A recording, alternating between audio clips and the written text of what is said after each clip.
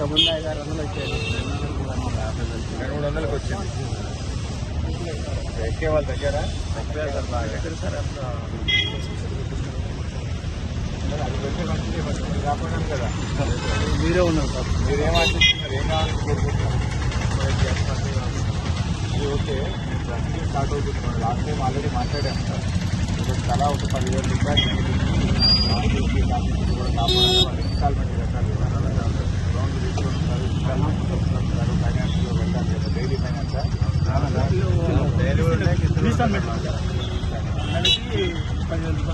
ఇప్పటికి దాదాపు 10 మంది 12 మంది ఆత్మహత్య చేసి 12 మంది ఆత్మహత్య చేస్తున్నారు. 16వ తారీఖు 12 మంది చనిపోయినా ప్రభుత్వం ఇంతకు స్పందించలేదు, పడుకోవచ్చు. మాట్లాడుతున్నారు బీచ్ని తీసుకెళ్ళారు సార్. కాంతారా గారు బీచ్ని తీసుకెళ్ళారు. చెప్పారు, ఉన్నాడు కాంతారావు. ఈరోజు రమ్మన్నారు సార్. గట్టిగా మీ పక్షాన్ని మాట్లాడి మీకు న్యాయం చేసేదాకా కూడా మీకు వెళ్ళండి. Thank you sir. ఎన్ఆర్ఐ ఏమంటారంటే వాళ్ళు ఒక 3 బస్ ఉందిగా, మొత్తం వాళ్ళకి 2 లేదా మేము 3 బస్ ఎక్కువ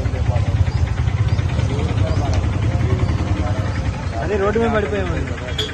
దేశాలకు మొత్తం మీద 2,000 ఆటోలు.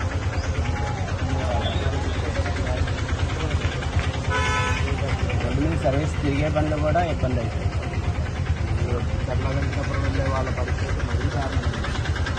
వారానికి ఒక 2 ట్రిప్పులైనా పడేది సార్. ఇప్పుడు ఒక ట్రిప్ కూడా పడట్లా. వారానికి 2 ట్రిప్పులైనా పడేది మాకు. అది శని ఆదివారాలే మాకు సర్వీస్ ఉండేది. అలాంటిది కూడా ఒక ట్రిప్ కూడా పడట్లా మాకు ఫ్రీ బస్సుల వల్ల. ప్రతి ఒక్కళ్ళు వస్తున్నారు, బస్సు ఫ్రీ అంటున్నారు, వెళ్ళిపోతుంది. మా ఆటోకి వచ్చి కూడా ఫ్రీ బస్సే ఫ్రీగా ఉంటుంది కదా, ఆటోకి 10 రూపాయలు ఇస్తాం ఉంటుంది. ఇక తప్పదు మా పరిస్థితి. 8వ తేదీ నుంచి అసెంబ్లీ స్టార్ట్ అవుతుంది.